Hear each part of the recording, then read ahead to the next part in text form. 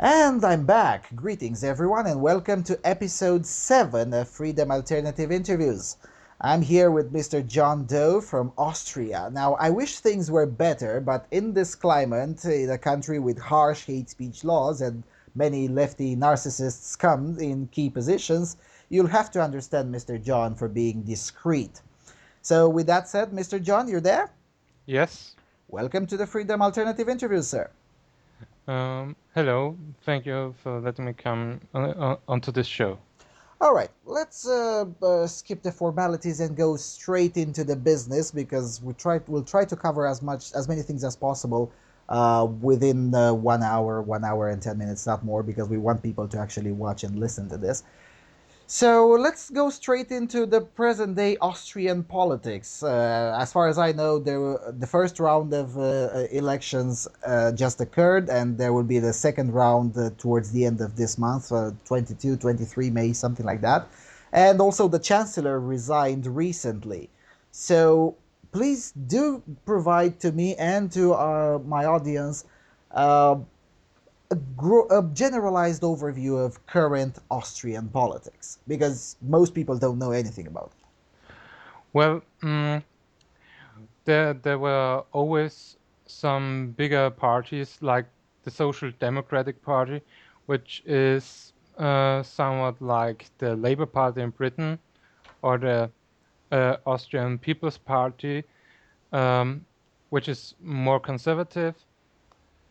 We have the FPÖ, which is the right-wing party right now, who is getting more and more followers. We have the Green Party, which is um, basically all the green stuff. Far left eco Marxism. Yes. uh, and basically, most people were always conservative for the Austrian People Party or the Social Democratic Party, which was the Workers' Party, who had the majority of the parliament in Austria for a long time, and a lot of good stuff happened under them.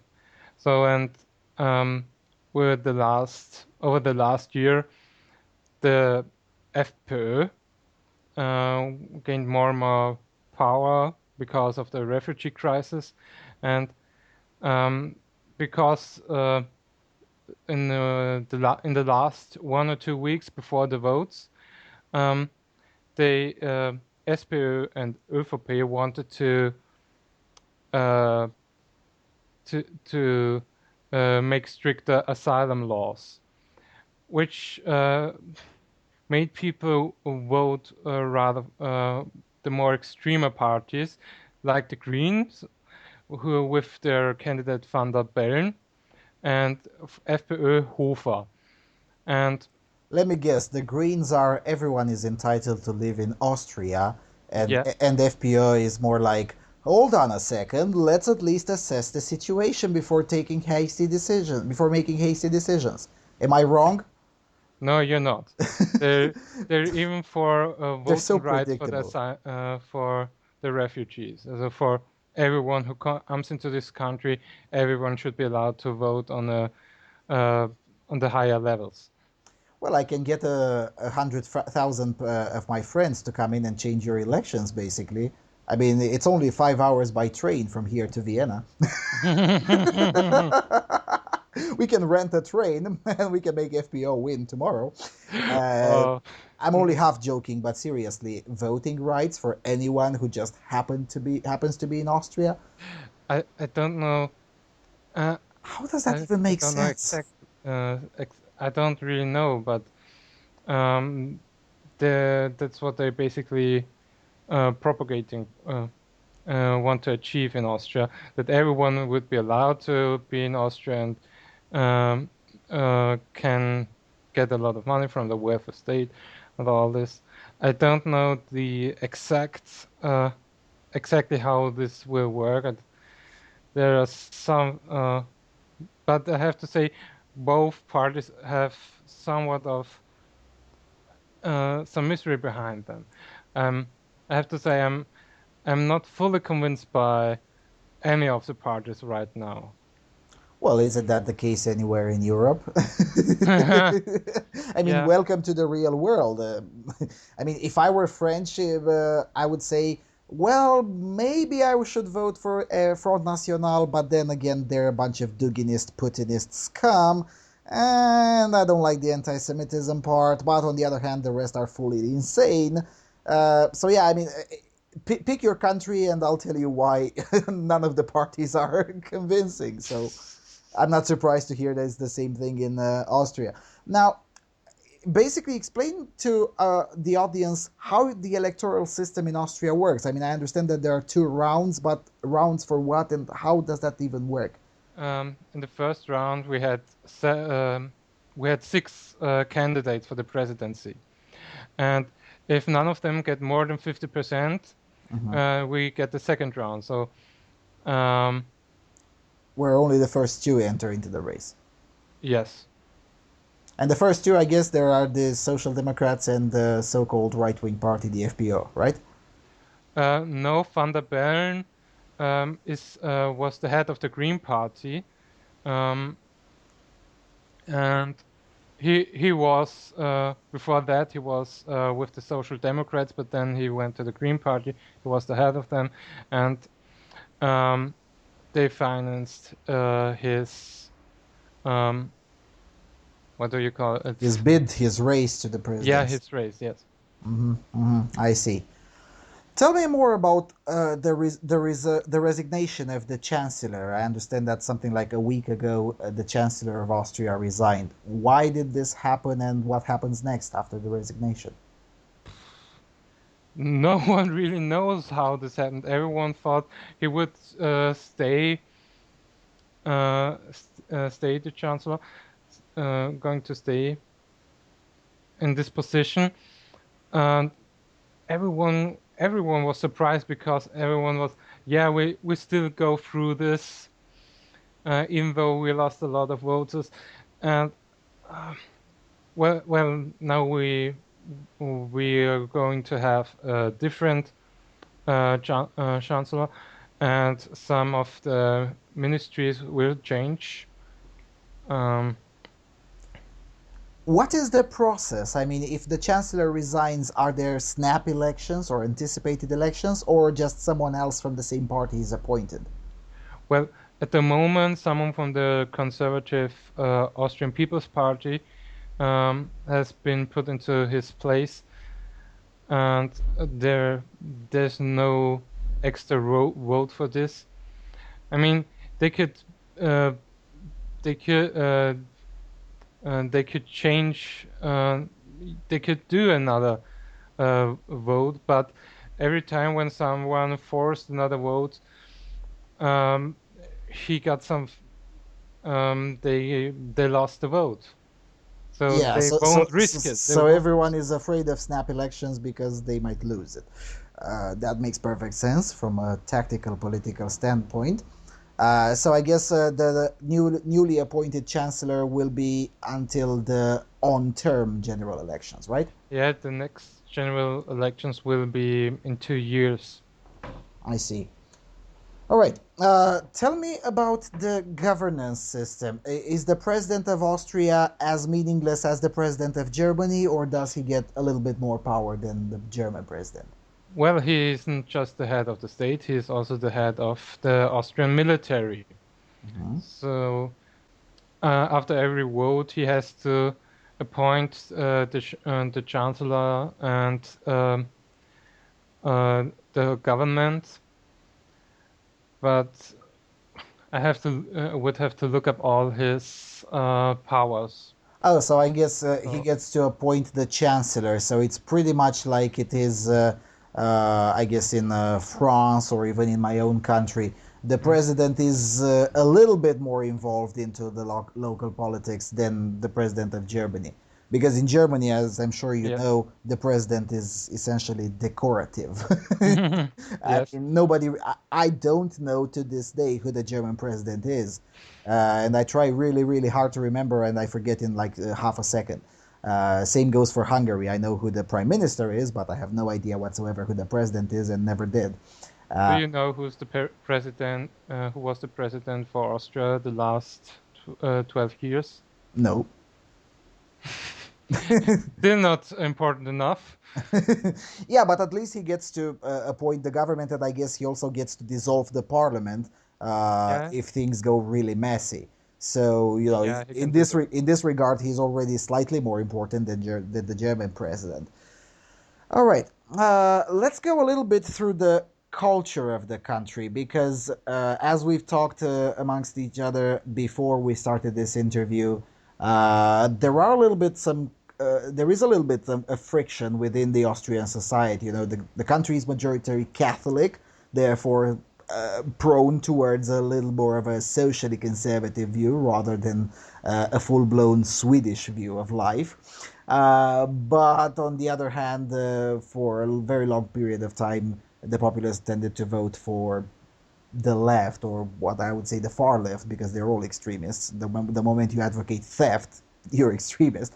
But anyway, so tell me about this friction. Tell me about these differences. And you also told me that there are, you know, age-based voting blocks. How does that work? Describe it a little bit in further detail for the audience. Um, yeah. Um, First, you must know for a long time, for a relatively long time, we had um, the same chancellor, Bruno Kreisky. Um, he did a lot for the country. Of course, welfare state has always been put in place in the Second Republic. If we say Second Republic, we win this Austria after the Second World War, and hmm, and we are really used to a welfare state by now. We we have um, It's almost like a national religion, isn't it? yes, but I mean, the communists said that religion is the opium of the masses, but they were wrong. The welfare state is the opium of the masses. yeah, try try to explain that to to Austrian, because most Austrians are convinced that the welfare state works because for a long time we Austria lived very well. We still live a very good life, and um, for example, and most of the retired people are still voting, are mostly voting left because the retirement system works for them really good, and uh, uh, while in German, most of the people in Germany they won't see most won't see euro. Well, I don't think is it really that different in Austria? I mean, uh, without disclosing your age, how much chances do you have in actually seeing a dime from the state pension system? I don't know. Somewhere between 0 and 0.5%. um, I don't. Um, I'm not that informed about the Austrian retirement system, so because most of the Austrian people are not afraid of not getting a dime out of our retirement. Most will still think that it will work. I don't know if it will, but still, it is argued that we need we need the people who are coming now to Austria to uh, uh, support the retirement system. Yes, and from a utilitarian perspective, it is correct. I mean, Austria is no longer replacing itself. You guys don't have enough babies to support this Yeah. Ponzi scheme. And as a result, someone else has to foot the bill because there is no such thing as a free lunch. And now the problem is that will the newcomers pay taxes at the same rates as native Austrians would have done? And probably not so much. So Mm, let's get to this thing with the newcomers. uh, we've all read the news with the Iraqi guy who had a sexual emergency and had to rape a boy in Vienna, and A with 10-year-old Serbian boy. yeah, and also with the American woman who sheltered a convicted rapist who also happened to be a quote unquote refugee, and then eventually she ended up murdered by that friendly, diversity loving, culturally enriching refugee. So we've all read some horrifying news, but that's just the headlines. Without disclosing your exact location, how did this crisis actually affect local communities in Austria? Hmm. Well, the police says there isn't really more crime, but a lot of people don't feel safe at night anymore.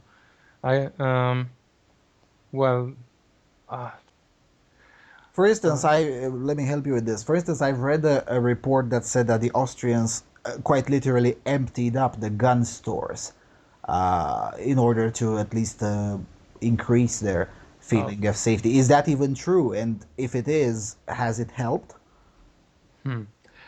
Um, that's something I don't know. It's, well, I also heard that the Austrians are buying guns like crazy, but uh, I don't know. I really don't know now. I see. All right, then Be- tell me about the unusual crimes because you said that there isn't really more crime since a lot of diversity has powered into Austria. Yet, a significant chunk of people no longer feel safe at night. So, and of course, we've all read the news. So, there's definitely, if not more crime on aggregate, there's different kind of crime that didn't used to exist in the past, right? yeah. For example, you mentioned the 10-year-old boy who was raped basically in public, and uh, there have been more violent crimes, and there have been some incidents with some from the Sharia police who have beaten up a Muslim father, even even because his daughters were going out and he wanted to protect them from those guys. I And see. Tell me more about this Sharia police. How widespread it is. Are there many instances of Sharia patrols on the streets? on the streets, I haven't seen them on the streets, but um, in some local malls there have been some incidents where they attacked some people, and and I actually also wanted to tell you about one of one very crazy thing about an Afghan family and the welfare state. Go ahead. There's a father came to Austria and brought his whole family here, his wife and 9 children. And guess how much welfare they get? I expect at least 4,000 euros per month. 6,000 euros per month. Not surprised at all. And they want to get another child. They had the medical examination also paid by the public, and they want a 10th child. Amazing. Yeah. Now, if I want 6,000 euros, I'm an entrepreneur. I don't have a salary. But if I want to earn 6,000 euros, uh, I would either have to work 3 months and something, like a maniac, or work at a decent pace for 5 months if I want 6,000 euros. Yeah. I guess I could just, have 8 children and move to Austria. Maybe Well, not 8, but I guess 5 would be enough if I demand free college and other goodies. mm, that would come close to. Amazing, amazing. And how do these people? I guess my question is, why do people still think the welfare state is a good idea? I mean, aren't these failures known to the public? They are known, but it seems because they worked for a pretty long time. Um, Most people don't think welfare state. You have a hard time explaining to an Austrian that a welfare state doesn't work. Even I grew up in a family. My father grew up in. My father was always more left-leaning, voting social democrat. My mother comes from a place where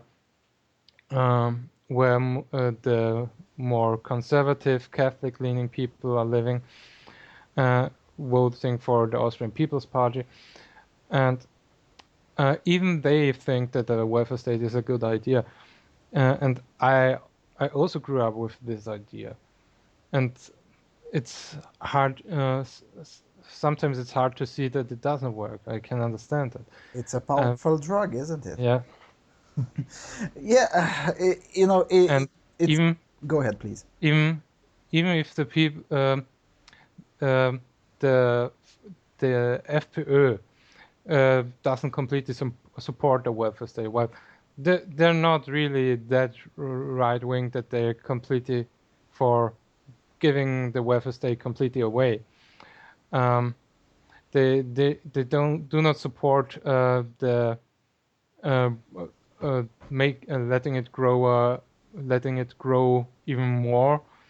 And after the last elections, you can see that that a lot of Austrians are willing to sacrifice a welfare state if it means if otherwise it will only be abused.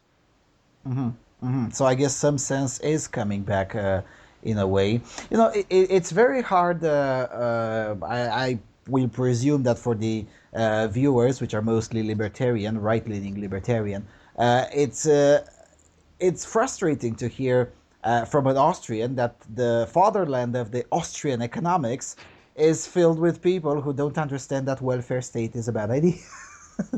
it, um, it is frustrating to hear, though not completely. I mean, nobody is a prophet in his own village or in his own country, hmm, really. I mean, most of the nice things that Sweden has offered to the world weren't actually put in practice first in Sweden because, well, it's Sweden. Uh, most of the things that my country gave to the world weren't first put in practice here, but rather somewhere else. So it's pretty much a common feature that nobody is a prophet in his own village, basically. mm, Um, all right, now since we've lingered a lot on the welfare state, I guess it's a good transition to get on to another topic of interest for both of us: feminism, cultural Marxism, men's rights, things of that nature. Because after all, feminism tends to thrive in a welfare state society. That's why there isn't really much feminism in Ukraine, for instance. But there's a lot of feminism in Hungary, where there's a bigger welfare state. So tell me about feminist governance. How much does that occur in Austria? Because I know it does. Jon keeps bringing me news articles from Austria from time to time, and we cover them on the podcast on Voice of Europe. So there is some degree of feminist governance in Austria, but to what extent? How bad it is? well, we don't have feminism as something you have to learn in as its own what is uh, It's not being taught in schools. That's what you're trying to say. yes, it's not being taught in school. I mean, I had in one English book, I had a chapter, her story, but that that's not anything more. But now, at the moment, the Ministry of Education and the Ministry of for Women are are one and the same. They under the same woman. That's something I don't consider to be a very good thing. I don't And consider it's a good thing that there is such thing as Ministry uh, for Women.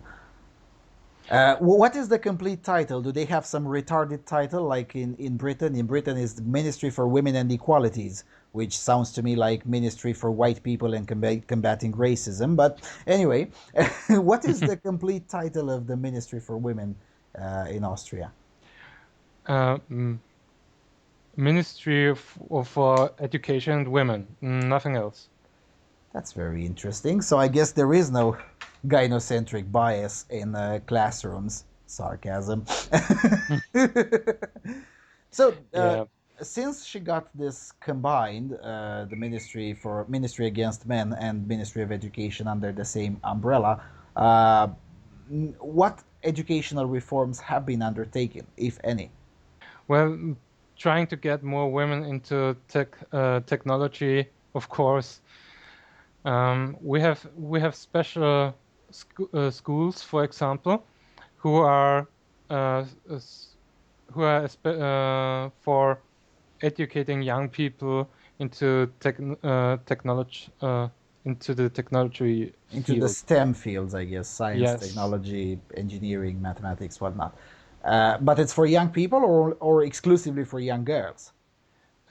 For young people, but um, uh, there's some fields where women are more stronger, and others where they are not. Um, f- uh, I have a sister. She also goes to one of these schools, Mhm. and I'm personally I'm not a technology guy. That's very funny if you look at my family, because she's a very boyish character, and I'm more into uh, uh, philosophical and cultural stuff. Mhm. Right. Oh, So the state did take any kind of, I mean, they've tried to push in more girls into STEM. yeah, Uh, and more to has that been correspondent to, let's say, more boys into language classes? no, and Also, go ahead. they're also in the general education. They've also been pushing for more women um, to get the matura or to study at the universities. And for example, 20 or 30 years ago, 60% uh, mm, of the University graduate. university graduates were men. Nowadays, it's the other way around, Mhm. and that's something that changed. And have you heard about the medical uh, medical tests in Austria? Mm, If you want to no. study in Vienna, if you want to study medicine in Vienna, you have to take a test because there are so many who want to study medicine, and there have been several things by which they want to promote more women into this. For example, quotas for how many women have to be let into the Into the university regardless of what they score on their exams. no, not that, but that a certain amount of women have to get into this field, and they want to put specific questions. Uh, you could say feelings questions, how to interact with the patient questions, to uh, get more women passing this test. This sounds so childish. I can't believe it. And And then have they you call us misogynists. mm, and Go ahead, please. and have you do you have something like the matura at the end of the normal school life after 12 years? Yeah, it's called baccalaureate, just like in Ah, France. It's pretty much the same thing, yes. okay. And in the past years, we centralized this. Yeah. So the questions are for everyone. The questions are the same. They are put together by experts uh, in the by the B field, by the organization which Is probably accountable to the Ministry of Education. Yes, That's pretty much how we do things here. Yeah. and the tests are being reviewed anonymously, Hmm. so no one knows what's the person's name who wrote the test is. Hmm. So, and after that it turned out that boys are actually better in languages than they were reviewed in their school life. Oh, so essentially Austria discovered what everyone else discovered, that Yeah, when tests are being evaluated without actually knowing the name or the sex of the student who actually wrote that particular thesis or test, uh, suddenly the anti-boy marking bias, which is quite common in female teachers, yeah, suddenly goes away. Yeah, for the audience who is not aware of that, please Google it. Anti-boy bias grading teachers. It's a phenomenon widely observed from Japan to the United States, from Italy to Finland to you name it. I mean, it's such a generalized phenomenon, and I, it's not yet known whether it's innate or it's cultural. Probably it's a mixture of both. But nevertheless, it does happen. That's why a significant number of countries have introduced these kinds of anonymous evaluations. and Go ahead, please. they want now they want to change. Uh, they want to reframe or to rewrite the test so that more girls um, are getting better grades in their Natura exams Why? because equality. Amazing, amazing. I mean, I don't know how to put it so it doesn't sound bad. I mean, in my country, just like in France, we've been doing this anonymous evaluation for at least 60 years, probably even more than that. Whoa! Yeah, And I mean, my grandmother, who had this exam in like in the 20s, also had anonymous evaluation on her thesis. Now, at that time, there were fewer girls than boys who did go to school, but nevertheless, those who did had an equal opportunity with everyone else to compete. And it was still anonymous. We imported the whole system basically from France, but France introduced anonymous evaluation slightly later, I think in mid 30s or something. So no, we've been doing this for so many decades, and at first it was introduced in order to avoid discrimination. I think it was against either Jews or Russians. I don't remember exactly the rationale. But it's been working since then, and nobody ever considered to abolish it. Yet feminists think it should be abolished just after 1 year of trying it because equality. yeah, basically that. Yeah, that makes perfect sense. Not. Uh, all right.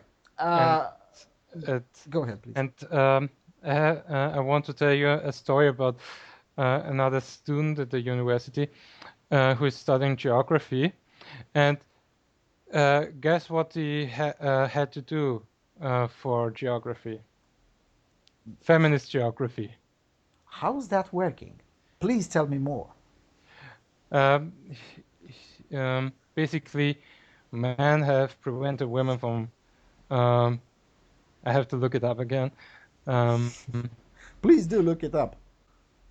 he wrote something short to me. Feminist geography is about the spatial distribution and social inequality in relation to gender. How's that got anything to do with geography? I mean, yeah, in a way, geography is a science that studies space somehow, but it's not space as we know it, as in the outer space, but the space that we inhabit here on Earth. But the rest of it sounds like gibberish. Well, it sounds like uh, it sounds like they want to say you didn't give us enough of space, or you like manspreading or something like that.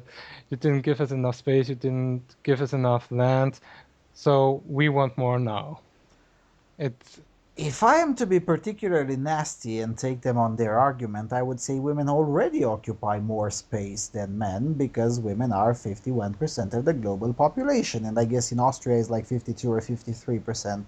I would be surprised if things stayed otherwise. So women already, by virtue of breathing, occupy more space. Now what? Hmm. Well, you have to see, women only have 50% of all the space. They also need 50% of the man space. Yeah, that makes perfect sense. Of course, I mean, maybe they should file for a lawsuit with the Equality Commission. Speaking of the Equality Commission, on the Voice of Europe, we've read in the past several news of several men who have filed more or less. I perceive them as trolling, as in making a point about the rather dubious equality law that Austria has, which is almost as extreme as the Swedish one.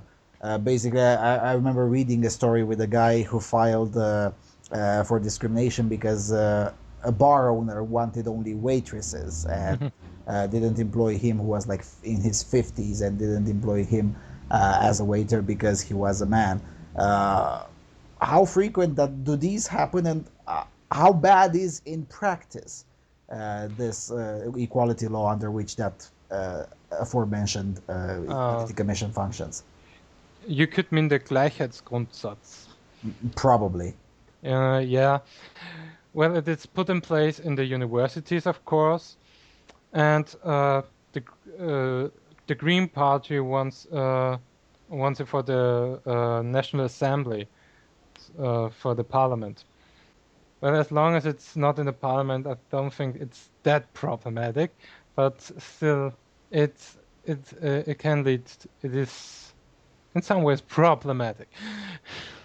Well, I don't know if we're talking about the same thing. I mean, the stories that I've read mentioned individuals who essentially complained to a state endorsed commission, which, in the cases where they won, the bar owner or whatever the business, the institution that was being quote unquote sued for discrimination, for sex discrimination, was being fined. I mean, the bar owner who refused to employ a 50-year-old man for the waiter, sorry, position was fined like 2,000 euros or something. Mm.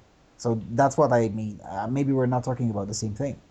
Yeah, I don't know about that case. Do you know from which year the one is? 2015, but I Okay. don't remember exactly the month. Probably May, probably June, something like that. But definitely in 2015. Okay. I don't know about this area, but of course it's in the universities. The half of the um, appointed professors have to be women, and Professors. So how does that work? I mean, I can see how that works in, I don't know, philology, philosophy, whatever, history. How does that work in physics or in mathematics? um, I It don't. doesn't. I don't think it is really put into practice 100%, but of course uh, in the humanities, it's rather possible. Well, in the humanities, quota or no quota, women would already make usually a lot more than 50%, especially on the professor's side, wouldn't they? Yes. So that's rather a meaningless thing. I mean, uh, what I would like to see is, I don't know, let's say gender studies department being subjected to such a regulation, so they be forced to have 50% Yeah. men in their staff. Now, I would definitely troll that law to its fullest extent if such stupidity would ever be accepted in this country, which I highly doubt. But uh, Well, it might be possible if the professor sees herself, feels herself as a man, then it might work. Oh, I see. Yeah, since we're getting on that, how strong is this tranny lobby thingy? I identify as an attack helicopter, by the way. So, what do you identify as? Uh, I I identify as Napoleon. Everyone has to give to me the money to uh, to uh, to go to Russia, and we will take it over. I see. So we'll have to talk to Mr. Putin about that and give that man a slice of Russia. Seems Well, legit.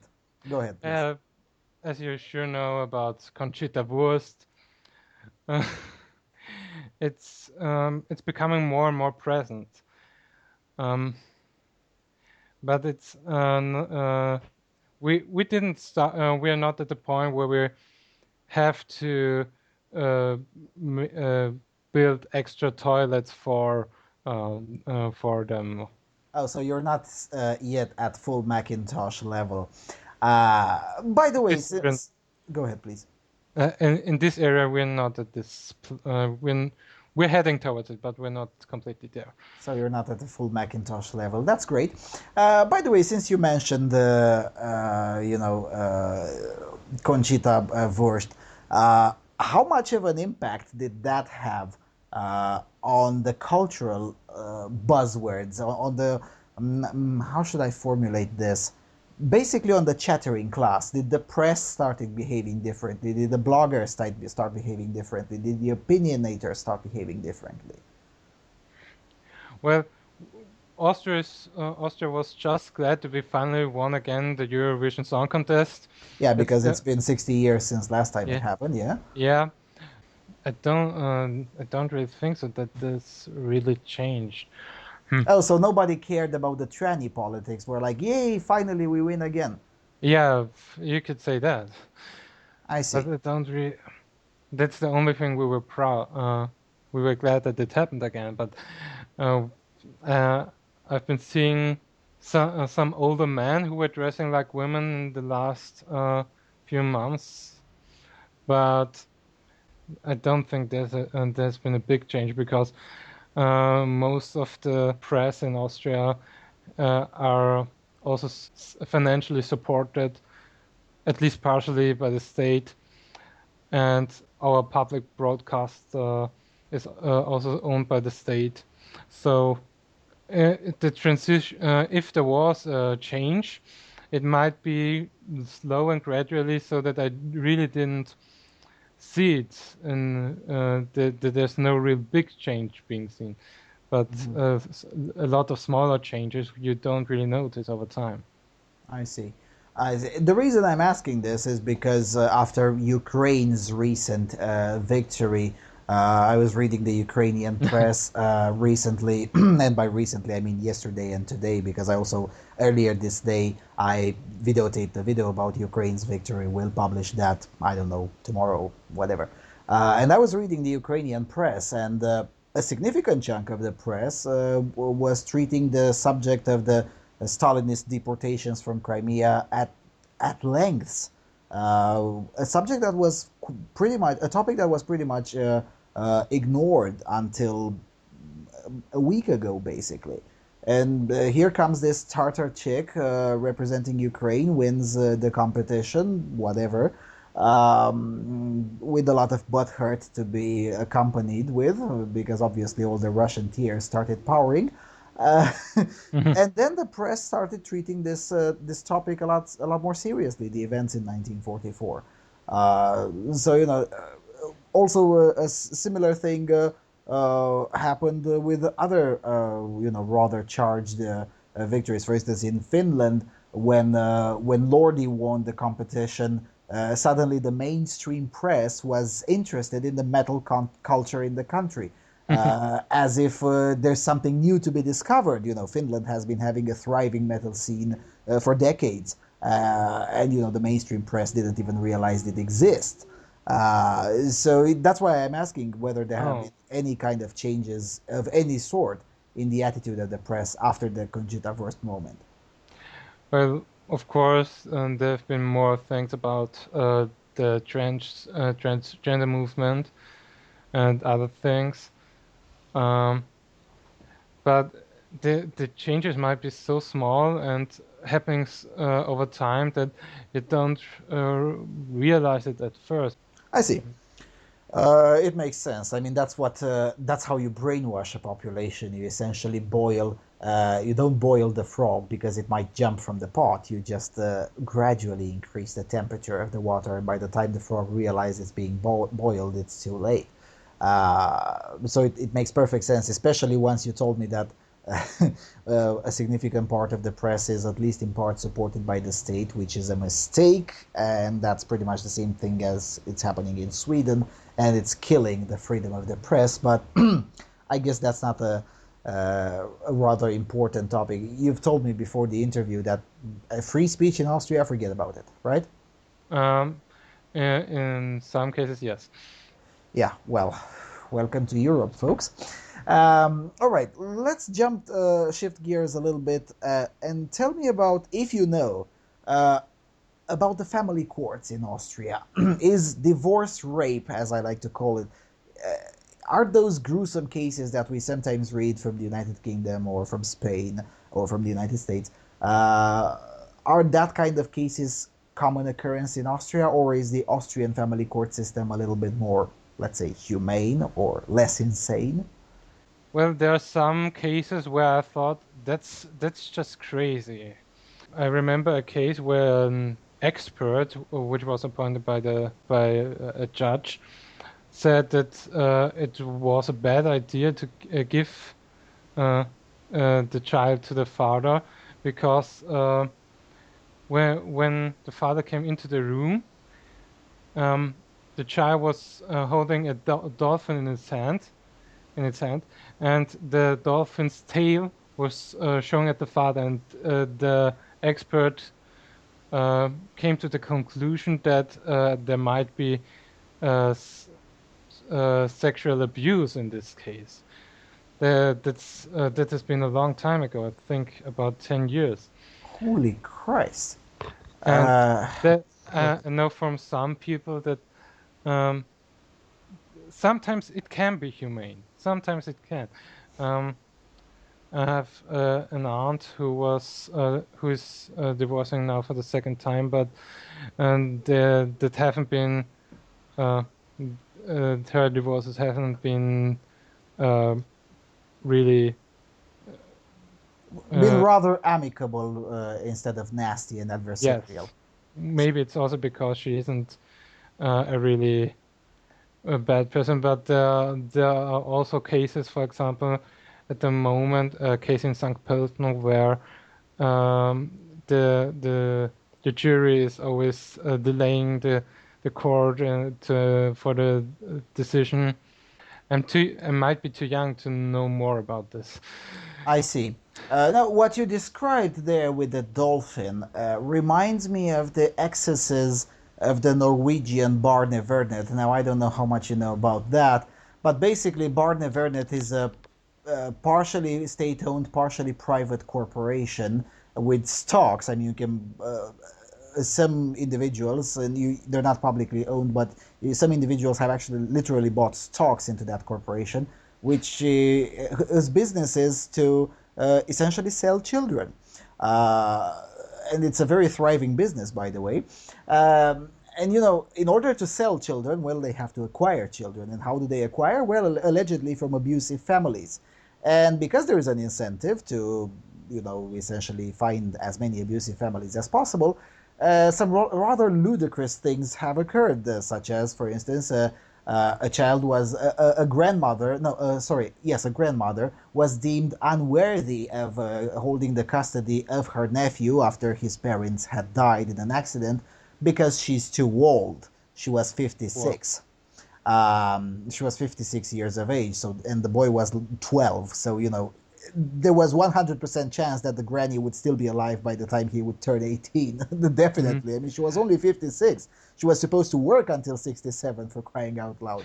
Um, In another case, they took a child from a family because the cat had peed on the carpet 3 years before the child had been born, and they concluded that that's an unsafe environment for the child to oh, grow. because the cat had peed on the carpet 3 years before the child was even, alive. Uh, have you heard about the story with a man in Denmark, where the man and the woman were living in Denmark? They had a child, and the woman uh, went to Austria, back to Austria, and because she alone has the sole custody for the child in Austria, the man um, abducted it back to Denmark, and now they are living in Denmark. And if they would leave Denmark, he would be arrested. Yeah, the wonders of the European arrest warrant, I guess. Yeah, Yeah, the EU. That's the another whole different mess in yeah. and of itself. Yeah, these kinds of transnational quote unquote abductions happen all the time, sadly, especially from countries with insane systems towards countries with less insane systems. So, for instance, there is a high degree of abductions, quote unquote abductions, of children from Norway towards, Czech Republic, France, countries that don't have, private corporations stealing children to sell them, for starters. Well, Go what ahead. does that tell you about Austria? Yeah, well, it's not that bad. From what you're describing, it's not that bad. I mean, it can be far worse. Just look at Yeah, Norway. Once you understand the Norwegian family system, especially the childcare thingy and the custody thingy, you start realizing that your country is fabulous. Uh, yeah. That's definitely the case. But I mean, I don't think in Austria it is the case to have your child taken away because the cat peed on the carpet 3 years no, before the child was born. I don't think that's possible. no, that's That would be it. ludicrous even for the feminists. uh, Even though Austrian bureaucracy is a pain in the ass, I don't think it would go that far. Well, all bureaucracies are a pain in the ass to a certain extent. All right, I guess for the final topic, tell me a little bit about. We touched a little bit earlier on free speech. Tell me a bit more about the limits of speech in Austria, because obviously your presence on this show is somewhat anonymous because of the limits of speech. There is this corridor of opinion besides the legal laws. So tell me about the limits that are imposed by the law and then the limits that are imposed by the culture. Let's start with the law. In Austria, there's something called Wiederbetätigungsgesetz, which is a law that forbids any propagating of National Socialism and saying Hitler. I try to phrase it so that I won't get in any trouble. Basically, you can't say Hitler did nothing wrong if you're in Yeah, Austria, I guess. I can say it because I don't have to give a toss about and bullshit laws. Um, the Green Party uh, is mostly accusing other people of breaking this law. I of mean, course they do. last year there was a case of a doctor who said he refuses to care for refugee people in his clinic, Mhm. and uh, in first place, the insurance companies withdraw from their contracts, and uh, the police took his PC and his son's PCs. Um, um, Why take the man's computer at the clinic? What's that have to do with his political convictions? at Not at his clinic, but at home. Okay. The question is, did he really say something that could break it? Could break the law?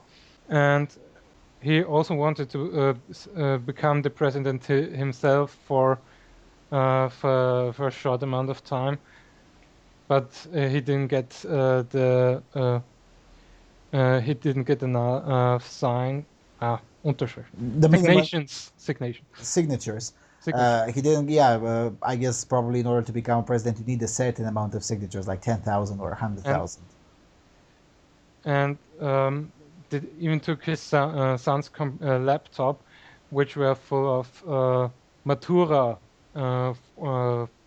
uh, with his Study material for his study exam. material for his exams.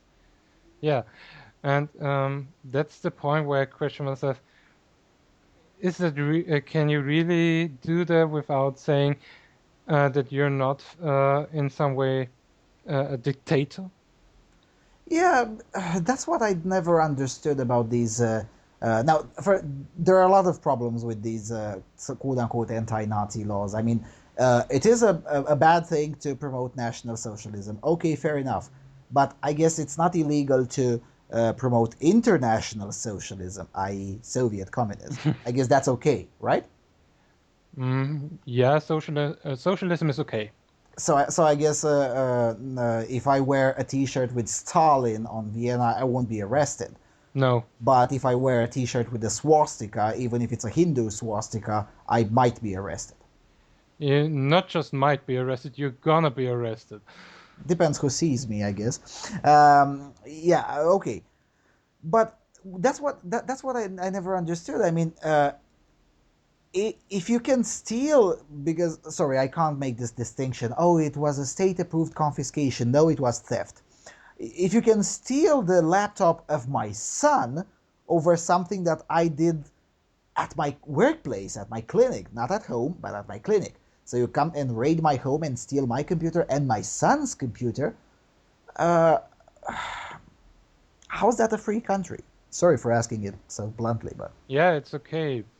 Um, I don't know the answer. Uh, I don't know the answer. I guess the I answer can't that defend this. I guess the answer is that it's not. And you know, is there anyone in Austria, any, I don't know, maybe it could be even a tiny NGO with 3 members, but is there anyone protesting this in Austria? Hmm. Uh, I don't think so. No. So everyone just accepts this as, that's how things Yeah, should be. because no one wants to be a Nazi in Austria, because uh, we s- we see it as something really bad, and sometimes we're the victims. We're sometimes we are also victims because they came over Germany, and we just went with it because otherwise we would be killed. Hmm. Yeah, because one of the horrors of World War II is that the Anschluss wasn't particularly peaceful. Yeah, it was peaceful-ish. There was a lot of implied threats of violence there. But nevertheless, I mean, you were definitely born way after the Anschluss, way after the World War II. Why should you be held accountable for the crimes of individuals who were either not Austrians themselves, or if they were, they're long dead by now? Yeah, I don't. That's one of the most important things my father taught me. You don't have to feel guilty for anything you didn't do. Mhm. What's all right? So this is essentially the law, retarded as it is. But I'm pretty sure there are several other constraints on speech that are not necessarily enforced by the state, but they are somehow enforced by, the corridor of opinion, by the public opinion, by politicians, by academia. What are the limits there? What? Let me ask you this way: what would get me fired in Austria if I would say it, but not get me in prison? Just fired, boycotted, brigaded by social justice warriors and whatnot. What is very politically incorrect to say yet legal? Hmm. As far as I know, nothing like that happened in Austria, at least to this point. Uh, All right. you What? might be fired from a political position if you do some, Okay. but Let's say I'm a professor of mathematics at a university, whatever, and I continuously update a blog, and at one point I decide to focus on the refugee crisis, and I advocate things like I don't know, closing the Austrian border, or giving preferential treatment to Austrian culture over any other culture that happens to reside within the borders of Austria, things of that nature. Or even put it even more politically incorrect, as in giving credence to, priority to Austrian white citizens over anyone else, such as, I don't know, Roma from Serbia or whatever. Would that get me fired, or at least get me into trouble at the workplace? Yeah, you would get problems with that. Fired? I'm not sure because I haven't heard of a case where that happened in Well, Austria. probably university professors also have tenure anyway, so Yes. usually they can't be fired. Uh, the reason I'm asking this is because there are countries in Europe where this is the case, and most of what I'm hearing now is new to me new to me as well, uh, because nobody has, essentially stood with me and said, "Look, this is Austria. Let's talk about it." So that's why I'm asking these questions. They may seem dumb to you, but they're this is all new to me. And there have been cases in Sweden and Norway and France and of course Great Britain. You probably know about the Tim Hunt case. There have been cases in Europe where people have been fired from their jobs for politically incorrect opinions, and most of them weren't even extremist opinions. They were essentially uh, non-left wing or slightly to the right of Jeremy Corbyn, so to put it. Mm. So that's why I'm asking. Yeah, I can see that. I've also heard about Tim Hunt and the other things, but I don't know a case where someone had to resign because he said something politically incorrect. Mhm, mhm. So in this regard, Austria is definitely a better choice.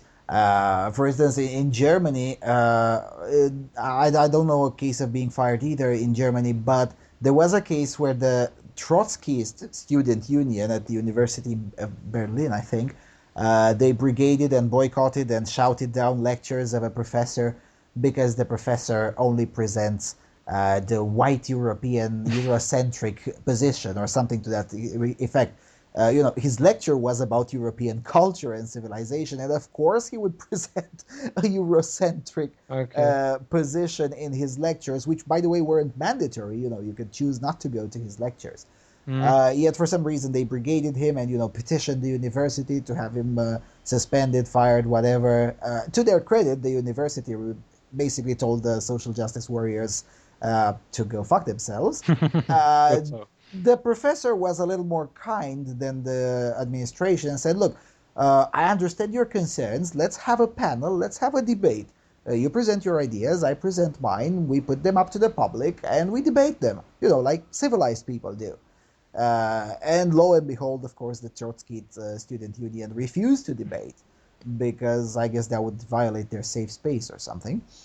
But in other countries, including Germany, some professors have gotten into trouble for having less than far left opinions. Basically, this professor was also a leftist, by the way, Mm-hmm. long, lifelong social democrat, but I guess wasn't leftist enough Yeah. for the student unions. Now, speaking of student unions, and I guess that would be probably the last question in this interview. Are there any student unions in Austria? I guess there are, but Yes, uh, of course. uh, what? I guess the real question is, what is their power? Um, there's the UH, which is somewhat representative of the whole students' body. So Uh, it's essentially a kind of national student union in Britain. yeah, Okay. the, and we have an identitarian movement who got into some troubles. Um, I'm sure you had. I'm not sure if you heard about it, but they disrupted a theater performance a short time ago. Um, well, they basically went on the stage in the Aude Max at the University of Vienna, and where they performed something called Schutzbefohlenen, which was performed by refugees, and and this was written by Elfriede Jelinek, who calls herself a Marxist feminist. So, Man has to be appreciated for his honesty. I mean, well, I always appreciate when someone comes to me and says, "Look, I'm a Marxist feminist." well, Okay, it's a woman whatever. speaking English. She has to be appreciated for her honesty. Yeah. Because I would rather debate with such a person. I mean, when you come clear and said, "Look, I'm a Marxist feminist," my response is, "Okay, I'm a libertarian Yeah. conservative. Let's discuss. Let's have a debate. We know where we start our debate terms, and we take it from there, and we debate our ideas, and then put it to Mhm. the public, and whatever, like civilized people." Yeah. Most feminists aren't honest about that. They could, "Oh, but I just care about human rights." No, just Yeah, she openly say. be upfront about it. And well, when the performance was disrupted, but then they simply went on the stage, and I can send to you a link about Please do. I'll what put it happens. in the description box. And sometimes they climb on the roof of some buildings in Vienna. I don't really know what's that for. There are also other students' unions like Catholic unions, and there are many left-wing unions. Of course. Yes, and one when saw a little pamphlet or what a little Leaflet. leaflet which was given out at the university, and written on it is Marxismus, which is which is German for Marxism, Yeah. but can also be read like Marx is and has to be. Mm-hmm. Mm-hmm. Uh, I thought, So I guess they have a lot of power in activism, but do they have, like decision powers? Because in the Anglosphere, and one of the reasons I'm glad I was not born in Britain or the United States is because I could go to a normal universities where I could simply ignore the student unions and told them to fuck off. But in the Anglosphere, the student unions have quite a lot of power, such as they can mm, ban a lecture club. For instance, they banned, I think it was at Oxford. I could be wrong about the actual university, but it was in Britain. They banned a lecture club, a reading club, sorry, a bunch of people, most of them men, gathering around to read books and discuss philosophers. And because they were discussing, I think, Enola, which had, some sort of fascist roots, the student union by itself could just declare that group fascist and expel them no, from campus. Do they have that kind of power in Austrian universities? well, and they don't have the political power by itself, but if they would somehow prove that they're Nazis, the state could take care of them. All right, I understand, but But by itself, you must see in Austria, it's not like most are going to the university to be social activists. The university is more around, more based around, yeah, learn something, and they have also been more conservative.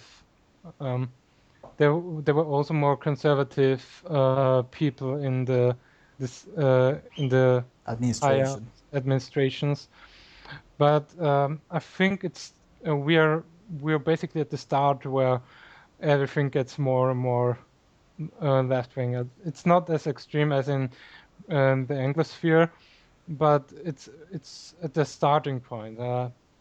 Yeah, Some soon the last generation of relatively normal people in the administration will Yes, retire and will be replaced by first or second generation of social activists, right? yes. Uh, just a few weeks ago, I heard some students talking about the whole, yeah, positions of power and such stuff in a park. They were just learning about all this. They seem to be English students, and I thought they're really talking openly about it in public. Oh my God! Scheiße, that's not good. Yeah, Uh, uh, to the American viewers and British viewers who haven't been traveling around Europe, uh, what I'm getting from John is that basically universities in Austria are pretty much like most of continental Europe. That is to say, such thing as campus culture simply doesn't exist at all. Students come from all over the place. They live wherever, and they just come to the classes and then go home or whatever, to the pubs or whatnot. Yes. It's not a campus culture. It's not an encapsulated, separate locality, so to speak, as it's the case in the English-speaking world. Yeah, the universities are spread over the whole inner districts of Vienna. Yeah, that's pretty much. I know specifically about the University of Vienna. I know because I've seen their different buildings, and they're quite far from each other.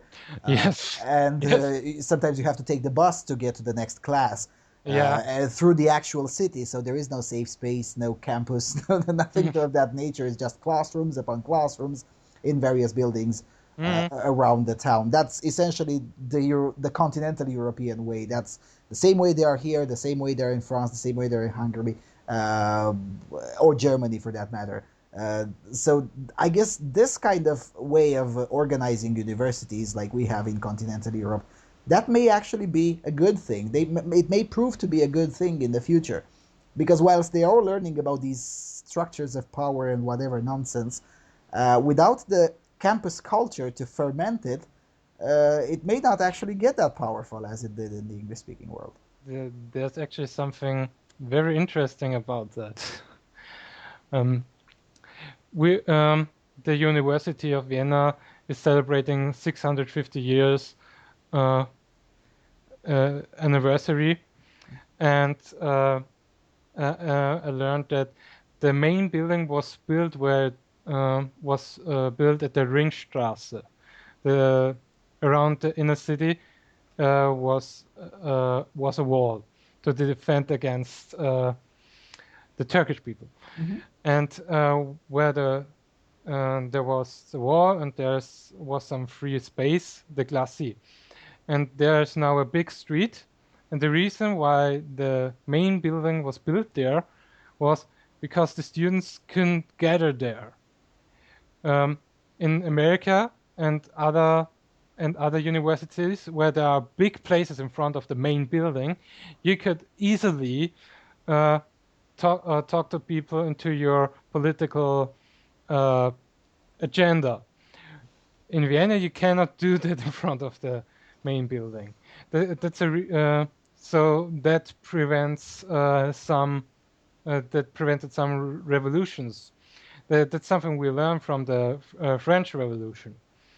So the founders of the university had the wisdom to say, hold on a second, if we're going to put a lot of young people exposed to radical ideas, which they have to, I mean, it's a university, you are going to be exposed to radical ideas, and that's fair and square.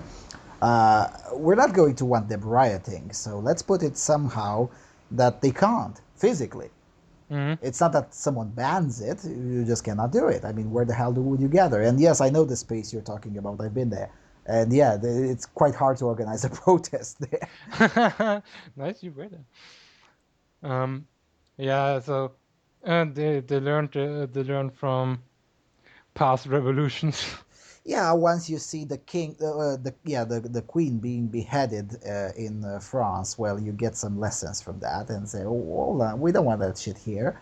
Um, and it makes sense. I mean, after all, the French Revolution, whilst as a byproduct, eventually, after several purges and Red Terror, the first Red Terror and whatnot, it did somewhat contribute to the triggering of Enlightenment. It also destroyed quite a lot of the ethos of the European culture.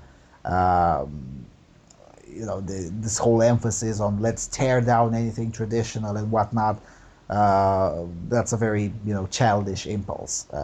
It almost sounds like the French Revolution was put in place by 17-year-old social justice warriors with a Tumblr blog. It might be. Yeah, I mean, basically, if left to their own devices, the modern day social justice warriors would probably also engineer, mass beheadings and whatnot, but maybe they would call it humane executions, or something to that effect. Anyway, so I guess the conclusions are that, well, it's a nice place to move into. I mean, as long as you don't say Hitler did nothing wrong, you can move to Austria. You can get very nice welfare, especially if you have a lot of children. You get to vote, especially if the Greens will win the elections. Um, you get to vote. You get a tinier amount of social justice warriors. So winning for Austria, I guess. uh, Well, well, I can live with the Hitler thing. He was a terrible person. A lot of people suffered under when he was in power, and a lot of most Austrians don't want to repeat this mhm. because he, by harming other people, they also harmed themselves. True, but if I may, I will go on record to say that I could not be. I'm a rebel by nature. From the second I was born, I was like, why am I not allowed to do that? I'm going to just do it and see what the hell happens. And if I don't like it, I'm going to protest. I'm a rebel by nature. So especially if the state comes in and tells me you can't do that or you can't say that, well, that's exactly what I'm going to say forever and ever till the end of time until you abolish the stupid law. Not because I believe it, but because out of principle. Uh, I am a radical, and when it comes to free speech, Yeah. I really want every single stupidity, no matter how vile, no matter how abhorrent, no matter how contemptible, disdainful, you name it, no matter how insane it is, I want it to be legal to say it because and that's the part where those who are in favor of censorship don't seem to understand. If you censor something, that something doesn't go away. It just goes underground where it cannot be detected, and then it ferments there, and it becomes even more radical. Then, I mean, communism in my country was regarded as an utter stupidity in the 20s and 30s, and we were bordering the Soviet Union for crying out loud, and we were receiving refugees from the Holodomor. But the state made the absolute mistake to make the communists illegal. We were imprisoned if you were advocating communism. Ceausescu himself actually served time in prison for being a communist. Because of that, after the war, the commies had, the moral high ground. They said, look, we were illegalists. We were oppressed by the state for our views. And you know what? They were correct about that. They were wrong about everything else, but they were correct about that. They had been oppressed for their views. As contemptible as they are, they should not have been made illegal. And because of that, they won hearts and minds of the young people, of the rebels, who were the first to be purged afterwards, of course, but they didn't know that. Just like modern day social justice warriors don't know that if their views were to be enacted, they would be the first to be robbed of their possessions and probably even the first to be killed if it goes Well, messy. something similar happened in Austria before the Nazis took over. National Socialism was forbidden uh, under Dollfuss, who was that was a small dictatorship. It didn't last long because um, everyone in the parliament was always arguing, and they didn't get any way further. So he threw all other parties out of the parliament and forbid uh, several political views, for example, National Socialism, and then they took over and killed him. Not surprised at all. That's why I am very fearful and very skeptical of these kinds of laws. Uh, Yeah, I can see that. yes, I understand the point that, well, nobody in Austria wants to be a Nazi. Now, I beg to differ. I If I try hard enough, and I might actually take this challenge. Not this year because this year is already full with a lot of travels abroad, but maybe next year. I'll come with my camera to Vienna and I'll show you that I'll find the Nazis in less than 2 days. There are Nazis in Austria. There has to be. If it's forbidden, someone will want to do it just because it's forbidden. That's always the case. And those people may seem harmless right now, but given the opportunity, they would have the moral high ground amongst the populace and say, look, the state has been oppressing us. And the sad part, and this it's part of the human condition. I mean, you and I can both understand it on a rational level, but most of the people will not see it that way. Most people will just see, oh, the state has been raping these people in the ass for whatever years. But why? I mean, they seem so nice. That's how dictatorships come back from the dead. Now, it doesn't have to be a Hitlerite type of dictatorship. It could be, slightly milder than that, but nonetheless dangerous. Mm. Anyway, we've gone too much on this tangent, so I guess we can stop it here. With that being said, there will be another Freedom Alternative interview this month. I think it was on 25 or 26. I have to remember that. I'm going to have Janice Fiamengo again.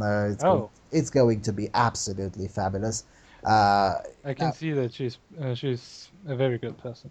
yeah, I like her videos. yeah, on 26th of May at essentially 5 p.m. Eastern European Summer Time, so that's 4 p.m. in most of Europe and 3 p.m. In Great Britain. So, is there anything else you would like to add before we close this, Mr. John? Mm. No, well, on this Sunday, the 22nd of May, we will have the second round, the final ballot. It's between the Greens and the FPO. Who's Yeah. your no, I'm not going to ask who is your favorite. I guess that's obvious. Not Just, really, not really, uh, because we you had some bad experiences with the FPÖ. We had a very corrupt time when they were in the parliament. So Yeah, but then there again, have you been. have a choice between disaster and catastrophe, which is usually the case when we have only two options. None of Uh, them. None of them. yeah, none of the above is probably an option, though usually if you vote none of the above, the others around you decide for you. Do you think FPO can win? Mm, it's possible. Well, in the last, we had the last regional election for Vienna. They got more than a fifth of the vote, but people believe they would get more votes. So I'm not really sure because one third of the people in Austria didn't vote. So we have a lot of people who could potentially change it if they would choose one or the other side. Well, a third didn't vote, so that means a turnout of 66%. It's very Not good. I mean, not no not completely a third, 70%, seven 70, voted. 70%, that's a very huge turnout. I mean, but yeah, I mean, 70% is a very high turnout nonetheless. Although Belgium is usually the champion because they have it mandatory, which is another stupidity. Well, we still have the choice not to vote. Yeah, But then again, someone will votes for us. We have the youngest voting age in Austria. Do you know when we are it's vote? 16, isn't it? Yes, Yeah. Which it's 16 only for regional or for everyone? for everyone. Oh, okay. If you're an Austrian, If you have a citizenship, yeah, if you have an obviously. Austrian citizenship. Well, unless the Green win and they make anyone eligible. Well, as the president, they don't have a lot of impact on. Well, they have some kind of an impact, but as long as they didn't get the majority in the parliament, I don't think that will be a problem in the next 2 years. Yeah, in the next 2 years. But then 2 years from now, maybe the green message will be more appealing, and then everyone is fucked. Uh, well, what can I say? I mean, it's a similar mess that I can see here. It's a similar mess that I can see in France. Although in France, well, there is that little thing called Calais where there is an actual civil war, so it's better than in France. But nevertheless, I mean, Well, go ahead. every time something happens, I think every time something happens in Austria, something bad a crime happens in Austria by by someone who came here in the last year. I think the FPÖ candidate gets 1%. That's I'm not surprised. I mean, I really am not surprised. I mean, no matter how left wing or quote unquote moderate one may be, there comes a moment when enough is enough, and there comes a moment when one becomes fed up with all the crap. By the way, I know we're going way over time, but I don't really care. I have to ask this: is this feeling, because I know it's very present in the Czech Republic, for instance, but is this feeling present in Austria too? That is to say, the feeling that, well, most of this shit is caused by Angela Merkel anyway. Uh, is that Mm. widespread or not? And there are a lot of people who give her uh, think that she's responsible for this. If you would watch TV in Austria, you wouldn't get this feeling, but among the normal people, uh, you have the feeling that they're giving Angela Merkel the responsibility for this. Yes. I see. Well, again, I like the country I live in. At least here, the press is honest. Uh, I mean, the press actually says, "Look, this is all Angela Merkel's mess." you, They don't do you take a position on it, but at least they're being honest with the facts. one of the most left-wing moments in the Austrian television was on the uh, publicly funded ORF, and I remember a scene where after the Paris attacks there were Muslims and they had the banner and on it there was written on it, I'm ich bin ein Muslim, which is German for ich bin ein From a Muslim, I'm a yes. Muslim, and it's the male version. You have to know in German we have the grammatical use of male, female, Yeah, the and grammatical neutral, gender of nouns, yes. and every Same in Romanian. yeah, and uh, you have to even in the universities you have to uh, gender your papers for the university and other things. So you have to put the female version also into it, and they were talking to the bypassers, and there comes a woman, and the voice from the off says, "The people are asking very important questions," and this woman asks the Muslims, "Why are you only having the male version of Muslim? Why isn't there Muslima, the Mhm. female version?" And really, That's that is the most important question you could ask. Yeah, if I remember correctly from Jon's stories, uh, in German universities, they even started messing around with the language itself. So they would create, a gender-neutral version of the word student. Something I think it's Studierende with the capital I somewhere in the middle of the word. Does that thing Yeah, happening in Austria too? yeah, yes. You have you have you also have to use it in your papers. Uh, As if German language wasn't complicated enough. yes. If you knew if you Right. All right. Then I guess we can stop it here. We've been going on for, well, I can't say exactly how one because I'm going to cut from this several portions of it. one So half it, one half one yeah, half 90 half minutes, an hour. something to that effect. Although it will probably be less than 90 minutes after I edit it. So I guess with that being said, thank you everyone for listening. Thank you, Mr. John, for coming to the show. And I guess I see you all next time on the Freedom Alternative.